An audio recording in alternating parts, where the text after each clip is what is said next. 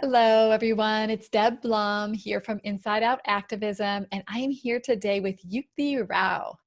And hi, how are Hi, you? I'm good. How are you, Deb? Good, really good. So great to have you here today. I am really just like honored, and thank you so much. So, um, Yeah.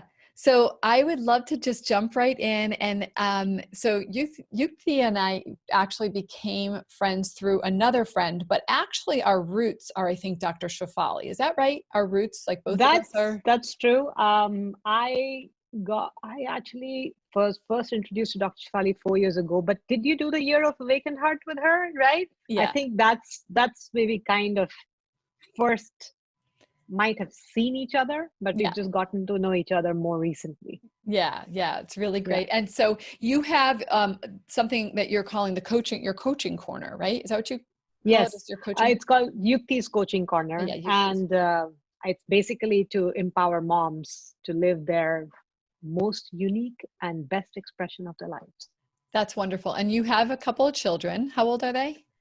My kids are 12 and 14 years old now. Now, of course, when I started on this journey, they were much younger, Hmm. and I am grateful that I did start on this journey. So Yeah. I love the fact that I now get to share what I have learned with other moms to transform their families, just like I was able to do with mine. That's great. Well, so I would love for you to talk a little bit about your path and anything you want to share about your story. I'm curious about what prompted you to get on this path and what you even call the path that you're on. So anything you want to share, I would love to know. Okay, so I'll give a short version of this story, but I'll go back a little bit because I was actually in corporate America until uh, 4.5 years ago, almost 5 years ago. I was in software marketing. I was at home with. I was working mostly from home and traveling a little bit, and I had these two kids at home. 5 years ago, they were 7 and 9, and we'd just been through a ringer because my daughter had been is gluten free and dairy free, but we'd just gone over 2 years figuring out what was causing her stomach issues and all that stuff. So I was actually thinking of getting into food as medicine. That was my thing at that time. So that's what I thought I would do eventually on the side, because I wasn't happy at my job. I was very burnt out, and just feeling very constrained and restricted in my life. I mean, outwardly, if you saw me, you would have been like, oh my God, she's got the perfect life. I live in Southern California. I have this beautiful house. I have two kids who are doing great, and I have a great job. My husband's doing well.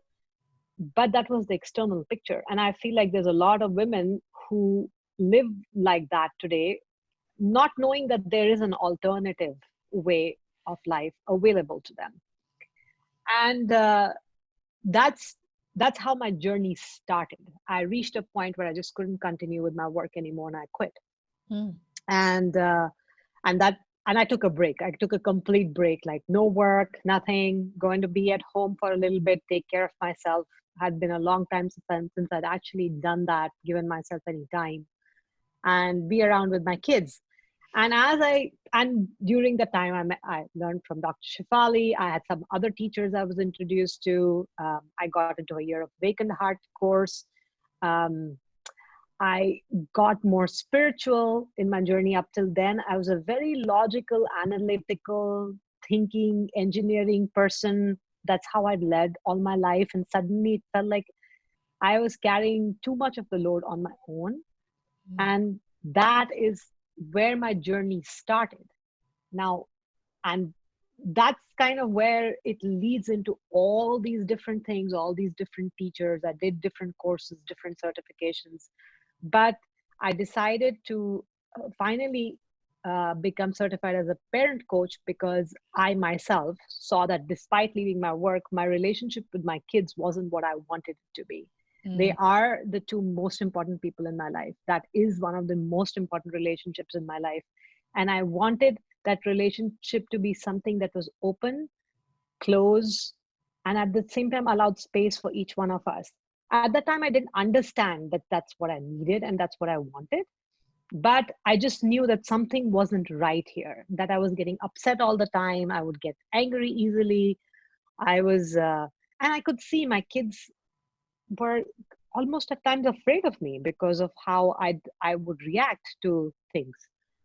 And that's when I decided to actually get into parent coaching. The goal was to actually get myself there. And as I did more of it, I felt like this would help women so much. Mm. And that's how I got into it. And then I realized that really it starts with the moms. And if they can give themselves some space and grace, they can give the rest of the family space and grace, and that will allow them to transform their whole life. Like, it's not just about their family and their kids. It's really translates into how they show up at work, how they treat themselves, how they treat other people, their relationships in their lives, their friendships. Everything gets impacted by it. So Yeah. that was a long answer. No, Sorry. not no, it's a great answer. Is you Yeah. were certified by Jai, the Jai Yes, I was program? certified by the Jai program, Jai Institute Yeah, the here in Jai. LA. Yeah. I did Yes. I don't remember if we talked about that. I was actually certified by her too. So I'm a I Jai. remember we talked about it briefly, but Yeah. yes, that's what I did. Yeah. And yeah, and since then it's been something that I live and breathe. Yeah, I feel like you and I are on a parallel path in a lot of ways because I was in corporate America as well, and I was in technology, and I was always like a thinker and kind of, that's how I Mm, thought of things. And then I've certainly softened a lot in the yeah, years of yeah. my own personal growth path, which my personal growth path didn't start with Shafali because it started with an absolute dark night of the soul as it related to my marriage. And so it Mm, started with marriage therapy. And I just was fortunate enough to work with a therapist who was more of a spiritual consciousness type of a therapist. yeah. So, and then over time, I was turned on to Shafali by watching her on Oprah. I just wanted to call out for people. I'll put a link in the show notes about who Shafali is because not everybody will necessarily know who she Yeah, is, but exactly. she's been an inspiration to many people as it relates to conscious parenting. So that's Exactly. yeah. So all right, well, so that's great. So it does seem like you've had some pretty big shifts in your life since you have been home and since you've gotten yourself into doing this work with conscious parenting and getting certified. What's the like what maybe like so one thing you said explicitly was that you were Mm. more reactive with your kids and maybe they were even a little bit afraid. Is that one of the places that you've seen a really big change in yourself, is that you're not as reactive anymore? Yeah, I mean, I now that I go back, I see it wasn't just with my kids. I could be reactive that way with people closest to me in my life. Not with some people, it's you see it more outside, but with most people, you see it more inside. You don't always know what's going on inside. For me, yes, I was more, and I have found that I'm more even keeled now. Not that Mm, I don't have my moments, I still do, right. You're a human honestly. being. Yeah, yeah, but in general I am calmer. I have a relationship where my kids come and talk to me, and to me that was the most important thing, that they be able to come and have any kind of conversation with me, even if it was something that made me uncomfortable. Mm-hmm. I come from a very traditional, no, I come from an Indian background, which is traditional compared to the Western culture. My parents weren't very traditional, so that's why it's a little different. Like I kind of sit in between the very traditional Indian paradigm and the more Western. So but my kids are growing up here, so I have to allow for the fact that their upbringing is different, and some of the things they are comfortable with are going to make me uncomfortable, Mm-hmm. and I have to deal with my discomfort and then set boundaries with them as and what works for both of us. So that has been a big shift for me. Instead of being like the drill sergeant, this is how you do it and that's what it is, it's more like, okay, this is what is important to me, what is important to you, and come together to find solutions. Nice. Yeah. So it sounds like, I mean, I think that's one of the key points to conscious parenting is the difference is the shift away from the idea that we do have the right answer and we do tell them what to do and this is how it is. And it shifts to this orientation of like, wow, wait, if I'm uncomfortable, then maybe this is a chance for me to take a look at what makes me uncomfortable. Yeah. right? You know. And that's what we call power over parenting. But I think that's true even in life and how we see the world work today. Because one thing we notice, and that's something you will see, is that when the energy is more masculine and it is not aligned, as in it's not, um, it's overly masculine. Let's just put it, it's overly masculine for simplicity right now. You tend to want to have power over or dictate terms more. That, but when you're more in alignment, that means it could be your masculine energy or feminine energy, but you're more in alignment. It allows you to be more authentic, vulnerable, and even truthful to yourself, being like true to who you are versus who you believe you should be. Mm, mm. And that's, I think that shift is there in my home, definitely. But I also feel like that shift is what allows me to do the work I do today, which there's no way 5 years ago that I could have done this honorably. Like I would have, I was always good at listening to people, but I always wanted to fix their problems. Yes. Me too. Yeah, yeah. So that's a shift for you. So it sounds to me like is it accurate to say that you may have had a more masculine style Yeah, before absolutely. this? Yeah. Absolutely. I grew up with a very, I heavily lean towards more of the masculine energy in my personality, so to speak. I was very goal oriented, goal setting, focused.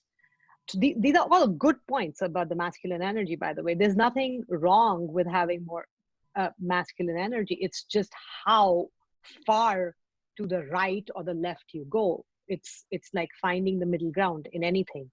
But yes, I was very more heavily masculine, more like the provider, but I had this need to be the nurturer. There was a part of me that was that feminine energy of nurturing and taking care of others was always there. Like I was the person at work who would try and create a group of people to go out for lunch if people weren't going out together, or create a community of some sort. Because for me, it was important to collaborate at work. Just being, oh, I'm going to compete, I'm going to be number one wasn't enough. Though I would shift to that side very easily and quickly too, because the masculine part was very strong. So Yeah. yeah, I mean, it's now that I look back, I can see those things about myself in that moment, because the whole work environment was about, oh, who's going to do the best, who's going to reach the goals the fastest. And it's always about, oh, how am I going to get more done, more done, more done, more productivity, more push, more push, more push. That's how I grew up. And that's what I saw as the only way to do things until I reached a point where that didn't work anymore. Yeah, that's so I can so relate to that. That's really probably it's a very close, representation of my path. Not so much that my parents were that way with me, but that I was that way with me. Mm-hmm. And when I was in corporate, I was definitely the person who was the achiever and the person who was brought more masculine energy. And so it sounds to me that both of us have had to. It's more we're like moving toward this like wholeness of when you're so far to one side, it's actually Yeah. uncomfortable. And you felt that call. You could feel the pull toward the other parts, but you could have easily ignored those and just been like continuing driving. But what happened with you is it's like you heard the whispers. And Yes. that's probably what, it got so uncomfortable maybe that you had to, that's why you ended Oh, up home. it got very uncomfortable. It got to a point where I couldn't continue with that anymore. I know people who for whom they're able to hear the whispers sooner and are able to do that, but it takes courage to take that step also. It takes courage And at any point that we do it. It takes courage, yes, it right? takes courage at every point to do something which you're used to doing and shift it to do something a little different. Right. And that's essentially what it took. Um, I mean, I was lucky. I was lucky. It was a miracle. You can say it in lots of different ways. But I was actually at a birthday party and I was talking to a mom. And I'm the kind of person who always used to be the listener. I'd receive a lot of, I'd be the one to listen to a lot of people. I rarely talked about how I felt because I wasn't very well connected with how I was feeling. I just had a very small circle of feelings I allowed myself. But I was talking to her and all this stuff just came out, and she happened to be a healer. And I'm telling you, like, that was a miracle, because that's where it was like suddenly like something else opened up in that conversation, I, which changed my life. Wow, Yeah. that's So beautiful. it changed my life. Yeah. It changed my life. So yeah. And she brought a different perspective, which I had never seen. And that's what I hope to bring to other women, because this is something I feel like women today feel like they don't have a choice and they have to do it all. And when they feel like they have to do it all, they shift from being in their feminine nurturing space to the more masculine space of doing it all. And then that, even though they might be at home and running PTAs, etc., they still lose touch with that true Yeah. nurture that is within them. Yes. And when they are able to stay in touch with that true nurture that's within them, and they're able to receive help versus just always doing and taking care of others because they should, I think that's when things start kind of aligning in the middle, versus going all the way to the right, which is like, okay, I'm doing, or all the way to the left with being very feminine and um, getting too emotional and getting too reactive. And I can now see how I used to swing from one side all the way to the other, and I couldn't find that middle. But now that I'm able to find that middle, life is a lot easier. So much easier. Right. So It's much. really like where we're kind of meant to be, where Yes. we like honor all of ourselves rather than ignoring one part and then, moving to the other part. And as you said, for a lot of women, it's not that they're doing, it's not, you and I may have had a natural inclination toward the masculine, and Yeah. I still do. Yeah. I still have a more natural inclination toward my masculine, but I can still be there and not be off center fully. I can still be there holding Exactly. it. It's when we're getting into all those things that you said, like where you believe that you're supposed to be a certain way, where you feel like you don't have a choice. I have to do all of this, and I should be doing it. I should get it all done.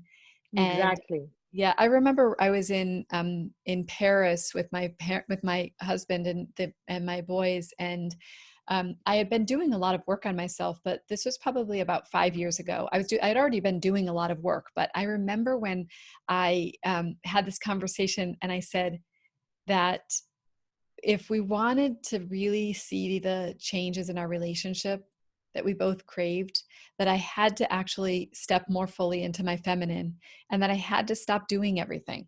I had to really Yes. stop doing it all.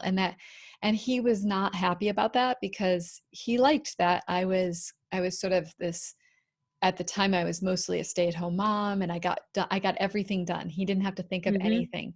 And Mm-hmm. he felt resistance to it, and I explained it to him, and it took a while. It wasn't like that just changed things, but I just slowly stopped doing everything. I just literally let things go, and it was true. Like, I remember saying to my therapist at the time, like, if I don't do everything, it won't get done.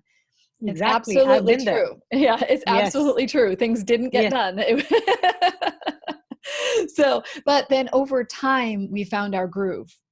And it wasn't Yeah. just about him doing things. It was about, it was about me even letting things go. I would do things that I thought were important and then be mad at him when he didn't care if I even did it. He didn't Yes. even care, and I was like, Been there. right.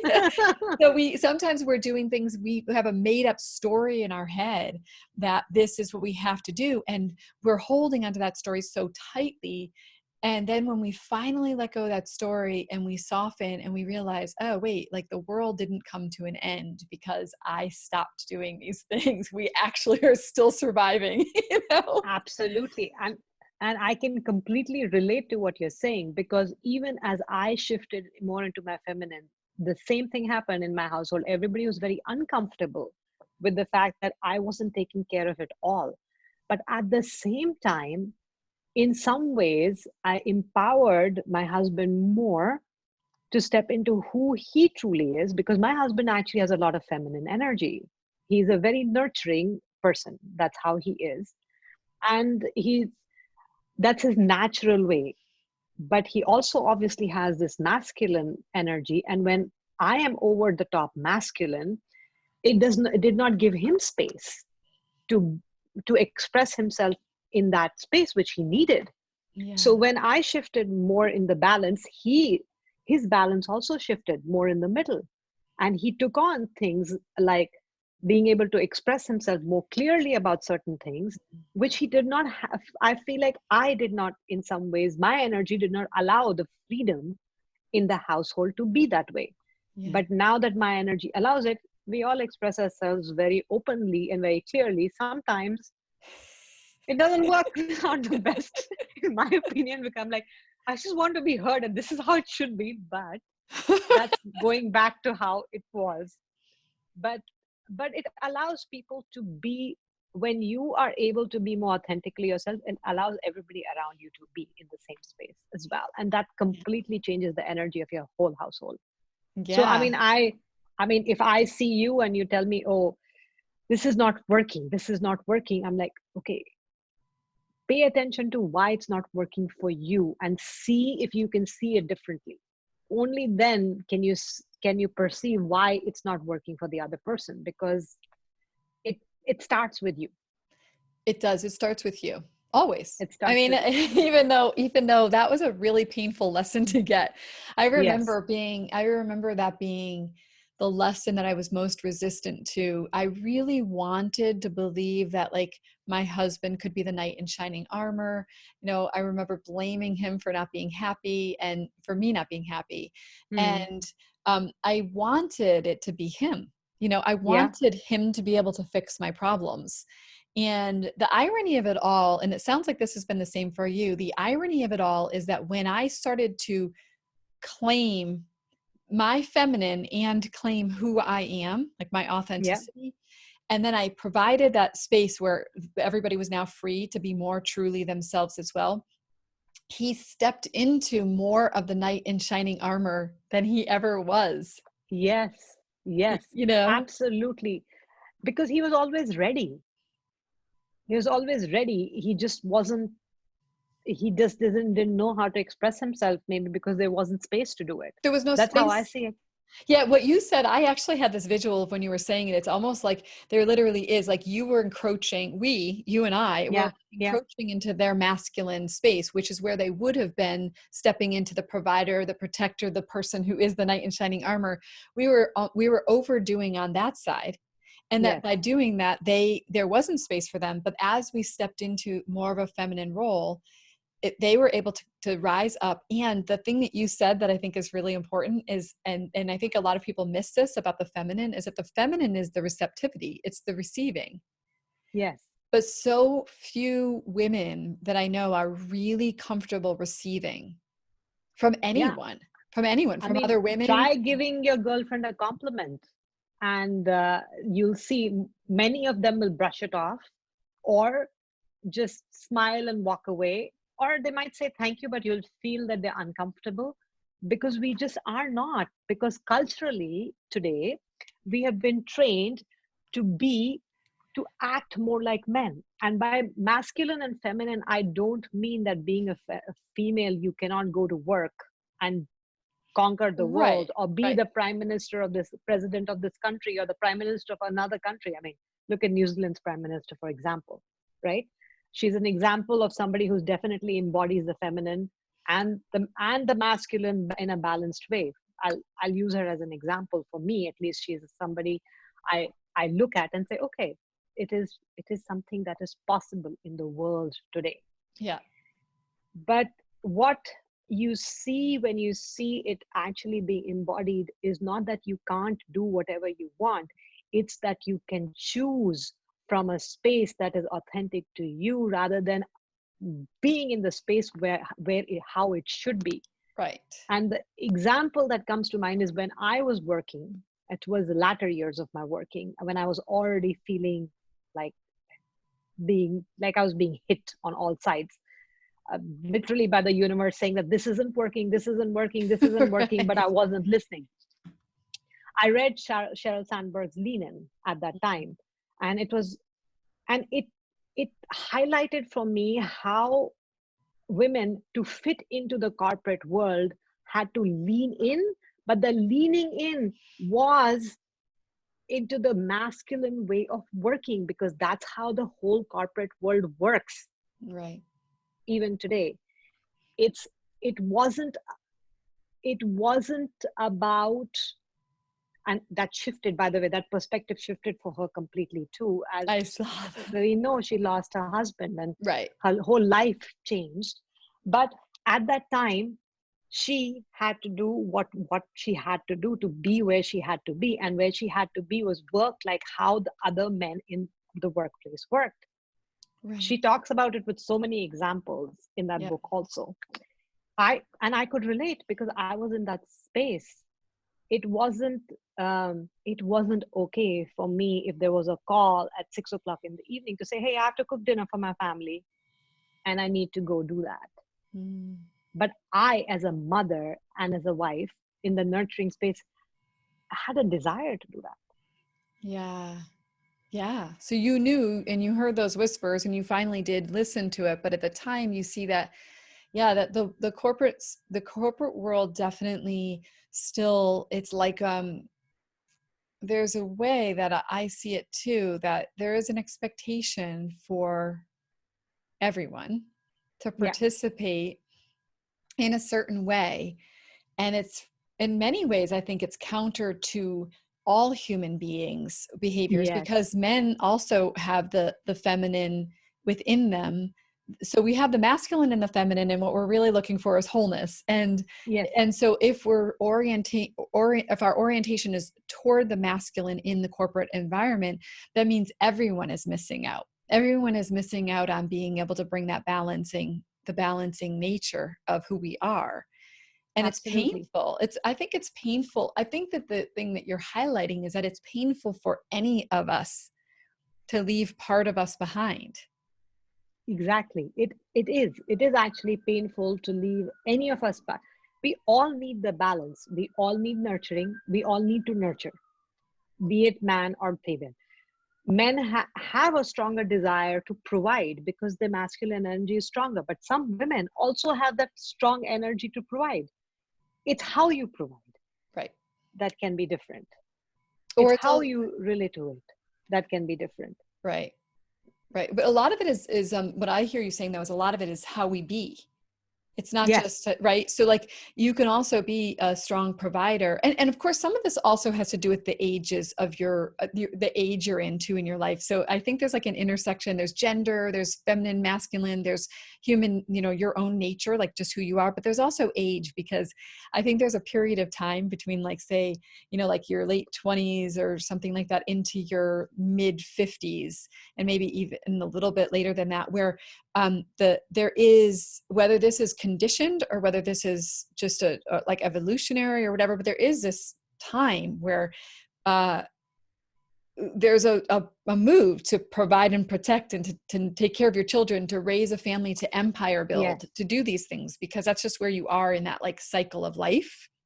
And so, and men have been at least conditioned forever, if not out of necessity, that they have to provide and they have to protect. And that's just what they Yeah. do, And just like women feel like they don't have a choice, men also feel like they don't have a choice. They right. feel equally stuck by it. And when we talk about these different energies and finding that, I love the word middle ground, so I use it a lot, I know, but finding that space of truly who you are, then these things both converge. The doing converges with the being. It is not so the receiving converges with the providing. And I mean, a simple example is we do need goals and we do need to set targets at times in a business, but how you go about it can flow and be more flexible, right? So they marry together. Right. They don't have to be two separate pieces. It's like you said, when we seesaw and we seesaw towards one side too heavily, that's when the challenge comes. And what we are seeing right now, I think, is a shift where that what do you call it, the balance beam that has been tilted one way too heavily is actually coming back, starting to come back into balance, because we need the feminine energy to get more empowered. And that means that that has to come both in men and women, not just women, but that energy is getting more empowered, and the balance is kind of, it's coming kind of back to balance, rather than, I'm saying, the shifting but that's what I see and perceive happening right now. Do you see in any way though, do you ever wonder if I'm not in the corporate space these days, so it's harder Mm. for me to see it, but I wonder though if there's an overemphasis on the feminine. Like I notice some people are trying to emphasize the feminine as superior to the masculine. I don't see that in the corporate world, honestly. I don't, again, like I said, I've been out of the corporate world for 5 years now, but I do have friends who are still in the corporate world, Yeah, me and too. I do have conversations with them. And they, what they're talking about is diversity in the corporate world. That means including women more. And yes, there's a shift more towards mindfulness, a little bit more about doing things more mindfully. And but the inherent energy is still very masculine. Mm, The inherent energy is still heavily, not just masculine, but more like overtly masculine. yeah, I don't mean, we do need masculine energy to run the businesses, and we do need the feminine energy to allow fluidity in the businesses and allow caring, allow ethics to show up. Uh, Business not just being about profitability, but also about human beings, right? right. It all has to balance together. Profits are important. We live, I'm not saying it's not, because why, only when you have profits can you have employees, can you take care of them and make sure they're well taken care of. But if you don't, on the other hand, if you don't take care of your employees, if you don't nurture them, if you don't care for them, then there's a high turnover, people are unhappy, and Right. then all they're doing is showing up to work is to make money. That Right. actually impacts your productivity, and when that impacts your productivity, it impacts your bottom line as well. Right. So there has to be a balance, and that highlights what this, to me, that's what it highlights. And that's still something that we see in the corporate world. There's a shift, but um, I feel like we need more in the corporate world. I think the shift is happening more in the wider space as you see it. Like the Me Too movement is one space in which I see the suppressed feminine had to come out. All that stuff had to come out for the feminine energy to raise and be empowered, like to be expressed, to be Right. expressed. Right. But I've still feel, and that stuff is happening even in the corporate world now, more and more. But I still feel there is a space. There's a lot more space there in terms of nurturing employees and taking care of people and building collaborative environments Right. versus just competitive environments. That will go a long way. Yeah, you're right. And I see it too. I mean, obviously, we wouldn't be where we are um, in our world in a lot of ways if companies were more proactively caring.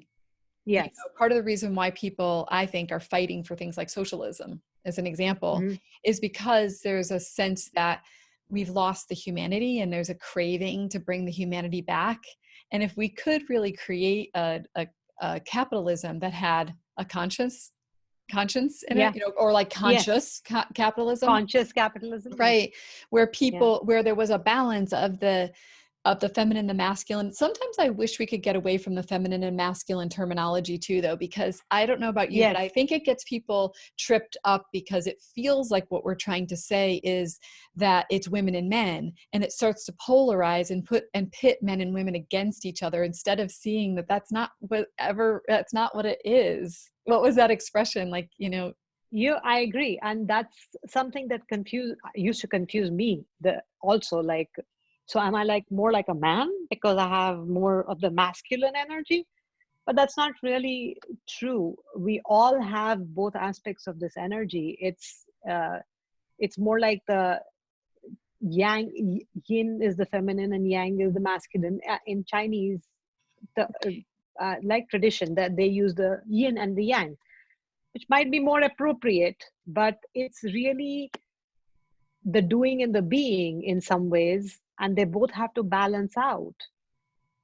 And yes, that can be very confusing. Like even this conversation we've been having for a while, if somebody came in between and just heard that term, it might be confusing for them. They're like, okay, does that mean either men have to do well in the world or women have to do well? No, right. we all have to work together to find that balance. Right. Yeah. So that's why I think that's what I see happening. And then I see that there's sometimes a resistance to change on some people's parts, because there is a way that it feels like they're being, yeah, it's like a categorization rather than a label, rather than a Hmm. balance, and rather than about the energy of it. And Yes. that's why, and I get it. And I get why, I mean, the reason why we have those terms is because they actually are true in some regards.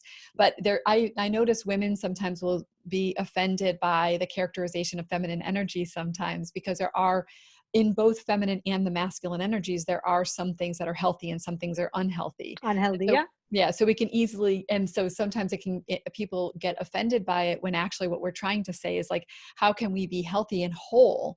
And that means that we carry them both. And then always there is the risk for everyone to have some of the toxic or more negative aspects showing up at certain times in our lives. Because we're human. Because we're human, right? And You know, it's also the other thing too, is that this goes back to the age thing that I see. I think probably because, my husband this year is 56, and mm, I'm going to be turning 50 this year. And I can see that there's also some shifts as it relates um, to age. Like I can see him softening, and more of his feminine characteristics kind of just are more naturally there. And same with my dad, who's in his late 70s. He's just so much softer, and he's yeah, just so much more just like tender and gentle. And so some of that also comes out. That's why they say like grandparents, sometimes like grandfathers exactly. I was thinking are the just same so thing in mind. mushy. Like my, like I see my husband's dad with my kids.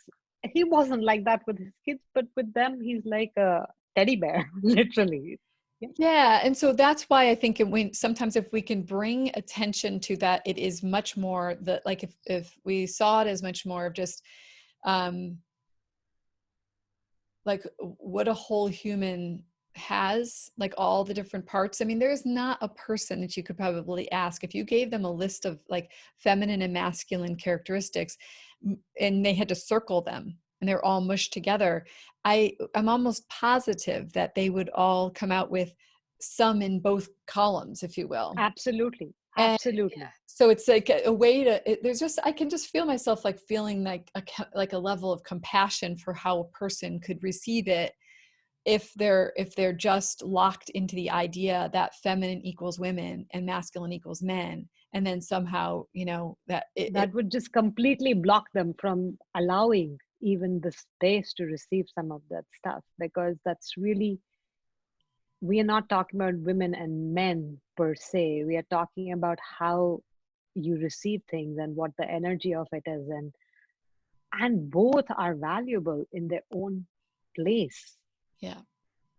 They're both valuable. You cannot do, you you need both. It's enmeshed. And I mean, I have been guilty of the same thing that you're talking about here, just to make it something that people can understand, like, because I was so heavily like, oh, an achiever. I think that's the best way to put it. And that meant that I relied more heavily on my masculine energy than on my feminine energy. Not that I wasn't feminine, because I had friends, I always took care of them. um, I mean, I remember when I was 5 years old, I was called the little mother in my class. Like, so there was, and then of course I'm a mother myself. So there, it showed up there also in taking care of them. And but they both were present. But when I went into this journey, there was a period of time like I didn't want to do anything. I just wanted to just not do anything, and I was like, oh, that's more feminine. That's how I defined it, how I described it, not realizing how I was pigeonholing it, Yeah. right? And that's the danger. What you're talking about is that the danger of it is that we pigeonhole these terms and say, okay, this is how it's either or, they don't work together. I cannot be this because a man, or I cannot be this way because I'm a woman. Right. It's none of that. It's Right. none of that. Right. It's basically allowing yourself to be where you need to be in your own way. Right. Well, that's part of the reason why I think gender fluidity is a really interesting thing, because, of course, there's a difference between a person's gender, a person's preference sexually, which would be like homosexuality Hmm. or something like that. But then there's I'm just to be explicit, but then there's the gender fluidity, which is this idea that like, it's almost like I get that we're just, when you allow the freedom for a person to just be themselves, you do find out that like there'll be some women who do seem more masculine and some men who seem Yeah. more feminine, are really balanced in the middle, and then vice versa, and there's nothing wrong with it. And that's been the biggest shift I think that we've seen, like in our children. There's been Yep. such a, in that they're kind of just saying like, wait a second, like I don't care who you, I don't care, I don't even need to know, I don't even know need to know that anymore. There are a lot of Yeah. children feel like I don't need to know your gender anymore, and a lot more men wearing nail polish, and a lot more, there used to be, when I was growing up, I was a tomboy. Yep. Same here. Yeah, and I had two older brothers, or I have two older brothers, so I was a tomboy. That was okay, but it would never have been okay for a little boy to be acting more Playing with feminine. dolls. Yeah. Yeah, there was never, I mean, my brothers could because I was there, but Yeah. they could never have their own, because you just wouldn't. And if anything, like in the Barbies, they could maybe have a Ken doll, but they they couldn't have a little girl doll. But things have just changed so much, and I see that. So we're softening around that, but I think there's but I do see that it can be very complex, and it can even feel complicated for people to be understanding this. So it pushes a lot of people's edges. It does. And even as we have this discussion, it will push a lot of people's edges. There will be people who will disagree with what we are saying. There are still uh, still certain things that are attributed as completely masculine and not okay for men to do, even in today's culture. And like crime for guys, we we poop. I mean, there's such a stigma around it. For example, right? Getting emotional, really outwardly emotional, is like, oh, you're being. It's like being a woman, but it's a feminine attribute. Being emotional, being overtly emotional be can in its own place not work, but being emotional is a human It's a characteristic. human thing, right? It's a human characteristic. It's not a woman's characteristic. It's a human characteristic. A man is allowed to be emotional too. How we choose to express it might be different, Right. but we are allowed to be emotional too. I see it with my kids, for example. My daughter is a teenager. She is 14. And my son is a 12-year-old preteen who's trying to figure out how to fit in, right? And he's a sensitive guy, so he gets triggered easily. And he's at that age also. He's trying to figure it all out. He's at that age. And I notice how the boys his age are trying to emulate the older boys, And the older boys are trying to emulate the slightly older boys, and they're trying to emulate what they think is okay in the society and trying to fit in. And fitting in means uh, teasing people, sometimes pulling their leg. Sometimes it's humorous, sometimes it is just to fit in and to look cool. And that is where the energy goes a little out of whack. So if we don't shift culturally and allow that these are things are okay for a men and boys to do, like express themselves emotionally or be able to say I don't like that, and be able to stand up for themselves at the same time, things are that's the kind of shift we need. We need the shift not just at the political level or the corporate level. We actually need the shift in our homes. Yeah. We need to be able to tell our boys it's okay to cry. We need to be able to tell our girls, if they're asserting themselves, that that's not being bossy, that's just being who they are. Same thing with the boys, like the same things apply for all the kids, whether they identify themselves as boys or girls or they don't. Yeah. Yeah, I do think that the one thing that comes up for me around this is that I sometimes am seeing now, I live in an incredibly liberal area that is very Mm-hmm. progressive. And I know that there are homes where I'm positive, I know homes across the country and world where boys are still being expected to be super, not emotional, and there are certain expectations for them. I do see though that that is the one area where I am seeing that I'm watching, and I'm Mm-hmm. cautiously watching for too much of a feminine twist and not enough masculinity happening Hmm. in our families. And I'm not saying it everywhere, but I can see it in Okay. some places. And there's like a revering of the boys, like wearing dresses and things like that. And I do feel like that's also hard because it's also when boys are in the places of that confused time, the majority of our boys are actually going to turn out to be boys. The Yes. Yeah. majority of our girls are going to be Yeah. girls. That's just how it works. Yeah. They're going to identify that way. They're going to feel like a girl or a boy. And I think it gets a little bit confusing. Like my boys, they didn't have that. They played with dolls. Like we had this little doll in the house and they played with it and they called him Baby Moses. There's a long story behind it, but they called him Baby Moses. And it's not that we didn't offer them the opportunity to be exposed to whatever toys they wanted and express themselves in any ways they wanted, but they definitely tend to be more boys. Yes. And I do think it can get a little bit confusing also to be if we're encouraging them to be something they're not. So like I really feel like it's much more important that we're watching our own individual child and their tendencies and balancing them out, because I think there can be like my kids don't. I'm gonna the example I want to use is the teasing one. Hmm. The kids a tease. Okay, so my boys are 16 and 17. And I remember they were doing this thing where they were doing that teasing that you're talking about. That is actually Yeah. very much a boy thing. And they call it like verbal repartee or something. And it's this way that has a lot of basis in history. There were really important reasons why boys did this, which was, and I'm going to probably botch this up, so I'm going to give like the cliff notes on it, but that when boys were expected, like in historical times, to be the provider and the protector, or even to fight in Yeah. wars and things like that, they had to know who was going to have their back. And Yeah. so if you got teased and you fell apart, then it was a little scary. Like I don't know if I can really fully trust you. Like you need to be able to handle a little bit of razzing in order to be able to make it in this world, is the idea.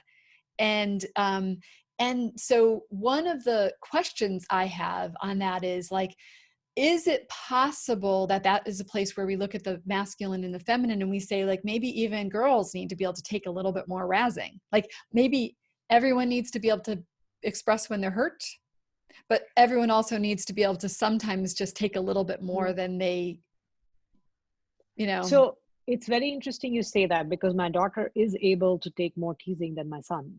Interesting. Yeah. Well, they do say Interestingly. boys are more sensitive than girls. They do say that. Yeah. There's been a lot of So, evidence to so that. it's very interesting. And she does also pull other people's leg more than he does. Interesting. Yeah. So, because to her it's humorous, to him after a point, and he to some point it is humorous, but after a point it is not.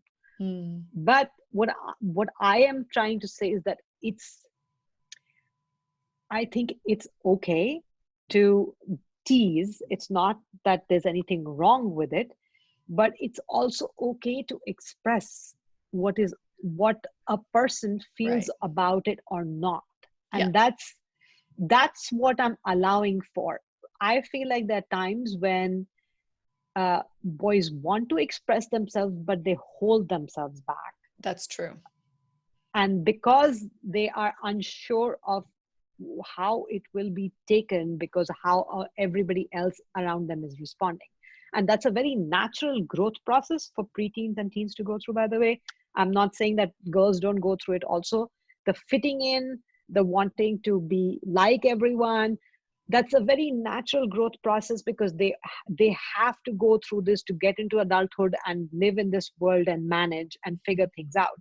What I'm saying is that once we start allowing them to be more expressive about however that is that it is showing up for them, that gives all kids, be it boys, girls, room to be who they are. And that's where it starts with us Yeah. as parents, because like you said, each child is going to be their own person. Right.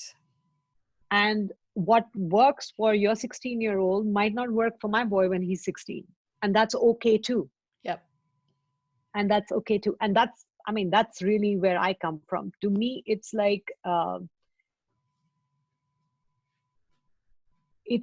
is no, even when we talk about all this energy and all that stuff, yes, there is a middle ground, but each one has their own. Exactly. Each one Yeah. has their own. It's how we express opinions. Each one is allowed to have their own. It's not necessary that we have to fit into a certain mold and always fit into exactly that mold. It's not like a soap mold that you created and that every soap has to look exactly like that, Right. because there are going to be nuances to each one of our personalities. There are going to be nuances to each one of our reactions. There's going to be nuances to each one of our emotional reactions to different things. Yeah. Yeah, I love that. And I think that's so true. And I think that's the nugget. That's probably the most important nugget to take away is for all of this is that I think what both of us are inviting is for us as individuals and then for our children and for anyone around us to be inviting like the deepest desire for you and for me to be our most authentic self, to say, there isn't a right way. I like, Yes. and when we look at our children, like they don't need to be a certain way. And when we look at our partners, they don't have to, they need to be them.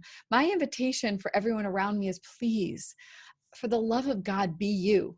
Like, I Yes. don't care if you're more masculine, you're more feminine, you don't have either of them. You're like some mishmash of all of them. And I can't even figure you out. Oh, that's okay.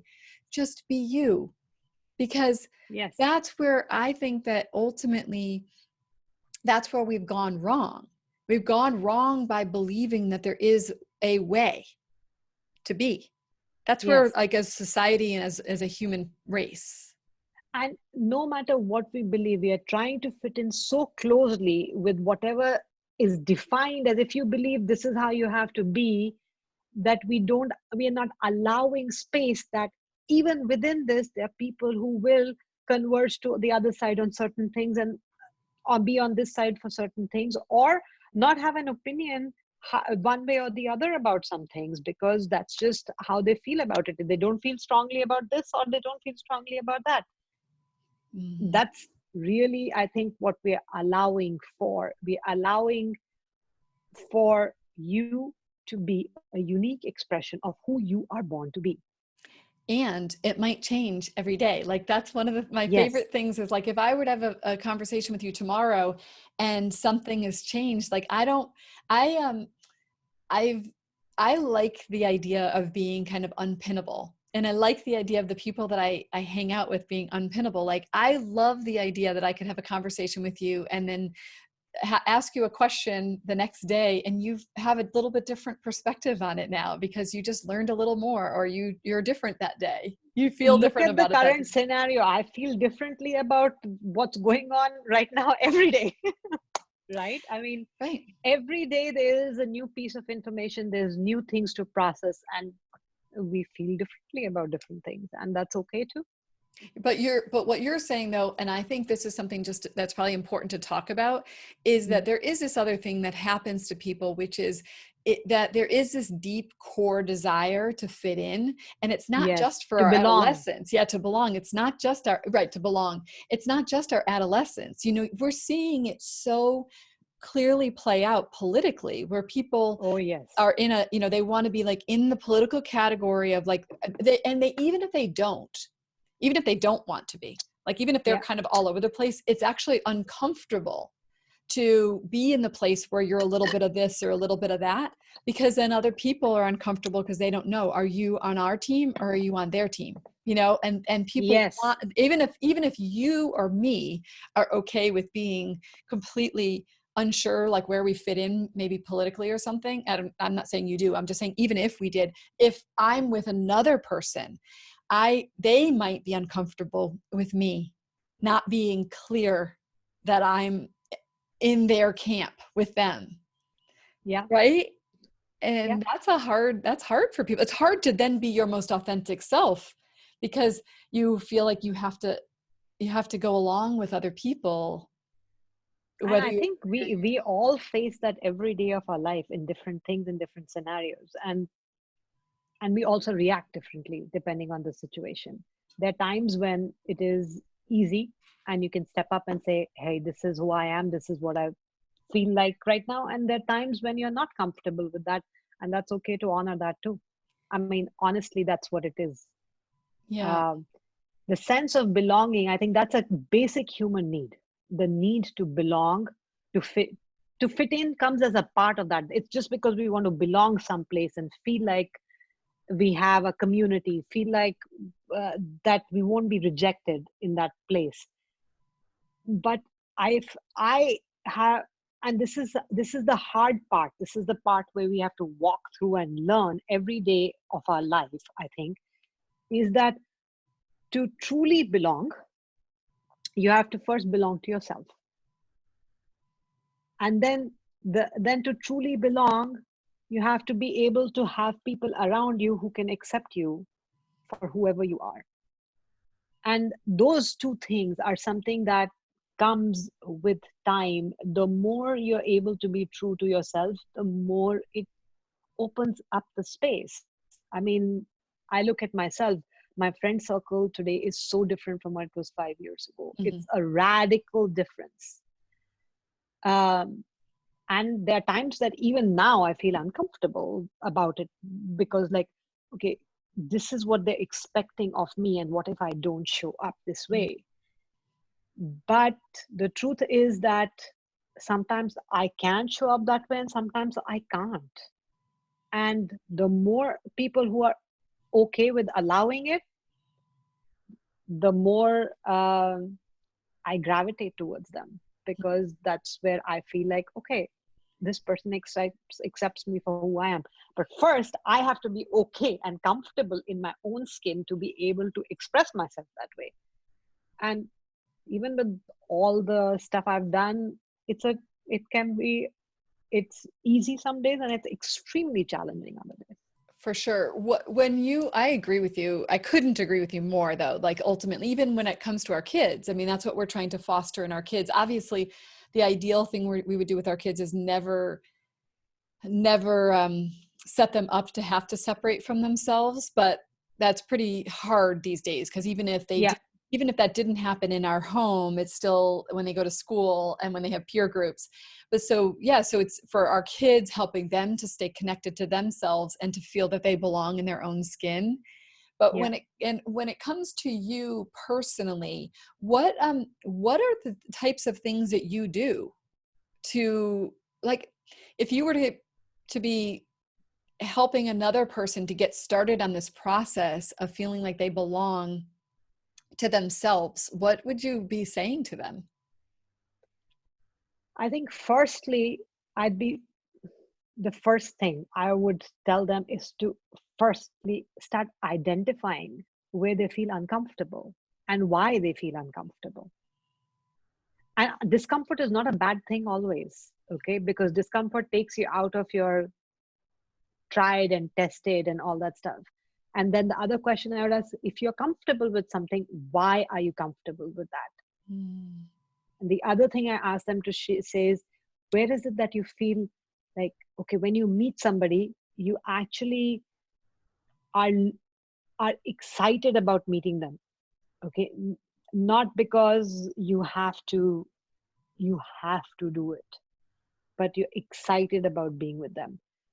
Um, I'll I'm trying to think of an example that I can give you. Um, I have a friend from a while ago, and I've seen her struggle to fit into a group, like really work hard to fit into a group. And to date, there are people there that she really feels excited to meet. Other people, because she wants to be part of that group, she does whatever it takes to be there. And every time somebody does something that feels like rejection, she feels broken down or left out. Those are the feelings that you have to pay attention to.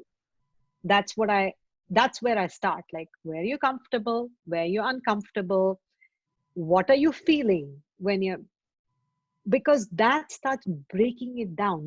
Can start seeing it in your real life, in your everyday life. You can start seeing it, and as you put those pieces together over time, as it becomes very clear very quickly. But you have to allow to see yourself, see that aspect of yourself. You have to be ready to see that aspect of yourself. And a lot of people are not, Mhm. because it is too scary. Mm. And that is what it takes. It takes courage. It just takes courage to start looking at yourself. That's all. It just takes that one step. If you're willing to take that one step, you'll get there. Yeah. Yeah. I mean, I think that the whole journey is pretty courageous, right? Because it's the journey of taking the risk that if you show up as your truest self and then you Yeah. get rejected, then it's like if you showed up as sort of like a people pleasing version of yourself, you can Yeah. almost rationalize, well, I wasn't really myself anyway. I was just doing that to fit in. But as soon as you show up vulnerably, as Yeah. soon as you show up like nakedly as you, Yes. and then Yes. you get feedback from the world that that's not okay, which that's kind of what that it's to be expected, because Yeah. the world is asking you to fit into the cookie cutter mold of the rest of the world. Also, you've made the world used to who you have been so far. So when you Exactly. first step out of that, people are going to be, just like you might be uncomfortable, you're making other people uncomfortable. And when people are uncomfortable, they might respond to that by Right. rejecting you, by or not giving you the response you are hoping for. Right. Right. Though I tell my clients this all the time, that when you go and you do that different thing, Yeah. you have to expect that, because Yes. it's actually there. It's not like a test. I don't really believe it's a test, but it's really important because, first of all, as you said, naturally they're going to respond with not being favorable because they're going to be surprised by it. You're going to catch them off guard. But the other part is, like, it's your opportunity to be courageous, because if you do it and it's easy, then it really is like sometimes I'll do things and I'll be surprised that it was easy. But Yeah. most of the time I do something and I'm like, oh, that was really hard. But then that's part of what's really great about it, is I feel good that I pushed through to the other side, especially because for the most part, I only have to do something one or two times, and then everyone's already adjusted to it. Mm. It's like, And it gets easier for you too. It gets significantly easier. I mean, hey, you're interviewing me right now, right here. This took courage for both of us.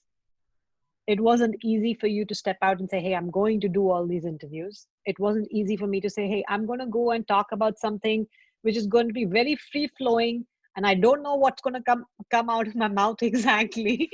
And it yes. might go into places which are uncomfortable for me and other people who watch it. Yeah. And there might be people who'll be like, what is this? Yeah. Right? I mean, so it took courage to take this step. uh, so it's like that. It's like Yeah. little steps all the time. Yeah, it is for sure. It's beautiful. This has been such a fun conversation. I have a couple of final questions for you. Okay. So I have two. The Mhm. first one is there anything else that you really do want to share today that feels really important to you, whether it's in the context of the times that we're in, or just anything as a result of our conversation that you'd like to share that we didn't get to? um, I would like to share one thing that's important for the times that we are in. We talked a lot about energy today, right? And I feel like this is a time of shifting energy. This is a time, and it's been going on for a little while. We've seen lots of things come up in the open in the last few years that have been in the hiding. How people actually feel about other people, how insecure we are about certain things, our economy, racism, the women being abused, uh, things around child trafficking, all that stuff. There's so much stuff that has actually been kind of like, we are opening up the curtains and seeing inside the window as to what really is going on. And I feel like today's time, what we are going through with coronavirus is kind of another aspect of that. It's the shifting energy. It's going to reveal to us things that we can't even fathom Mm-hmm. right now about ourselves, about how our society works, about what works and what doesn't work in our system. And I just say, to me, for me right now, it's like, okay, come along for the ride. Mm-hmm. Come along for the ride. It might be a little wild and crazy, but eventually it will settle down and it will work out one way or the other. That's how I see it.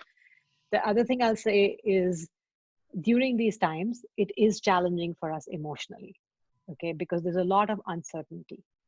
And this is where courage comes in.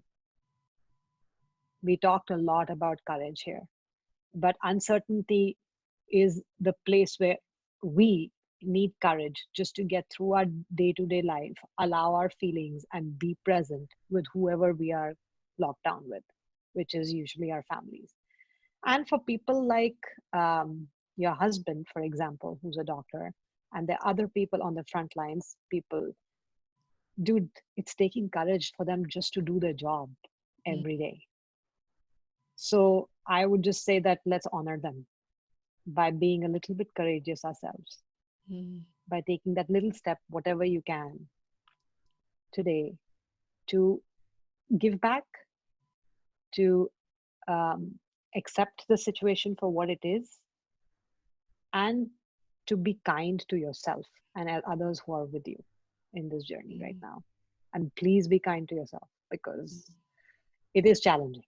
Yeah, that's beautiful. I appreciate that. And I really appreciate the being kind to yourself, because we know that it just goes back to everything kind of points back to the same thing, which is it does start with us. And that if we're not Yes, being kind to ourselves, it does become really hard to be kind to others. to others. Yes. It's just hard to. It's just, because the voice that we hear in our heads causes us so much discomfort that it's almost like a release valve by projecting it onto other people. So I agree with you. Those are really good bits of advice. Yeah. I mean, I'm trying to take it myself. I'll be honest. I know. And I suspect, I get the feeling maybe like you're like me, maybe in that when someone says advice, I'm always like, because I used to give advice, that when someone Yeah. says like, that's good advice, I'm like, no, that wasn't advice. That was like, really, because I'm the same way. Like I teach what I need to learn. That's what Yes, I teach, what I exactly. most need to learn. Every day, every day, Yeah, every it's day. like I joke around sometimes. I'm like, "Oh yeah, I just created a video." And I'm like, "It's exactly what I was telling me." That's what my video was. I'm telling you, but it's actually what I'm telling me. Deb, it's okay to be gentle. Deb, slow down. Yes. So, all right. Well, so the last question is that I would love for you to tell us a little bit more about how people might be able to work with you and find you. So finding you on your Facebook page, I think that's where you want people to find you. Is that right? On your Facebook page? The easiest way to reach me is through my Facebook page. I do have a website, which is a work in progress right now. Our dear friend is helping me with it, but it's Yukti.net is the website, but you can find me at Yukti's Coaching Corner on Facebook. My name is spelled Yukti, and that's the best way to reach me. And Great. And we'll put that I'm in the here show to help. notes. We'll put that in the show notes. And one thing, you do FaceTime, you do Facebook Lives, which I I think do face. are great. All right, thank you. I do Facebook Lives twice a week usually, and I also I'm during these times because we all need it. I'm planning to do a group meditation regularly on my page. Please come and join, because when we actually collectively meditate together, that energy transforms into something bigger exponentially. And when we send out that healing and love outside into the world, it has an impact. That is how you can make a difference sitting in your own living room. So come join me for that. I can't wait. I'm going to. All right. All right. Thank you so much. It's been such an honor and such a fun conversation. I've totally enjoyed Yes. this. I mean, other than the fact that you're recording it, we could have been sitting in our living room having this conversation. That's exactly what I wanted it to be. All right. Well, thank you so much.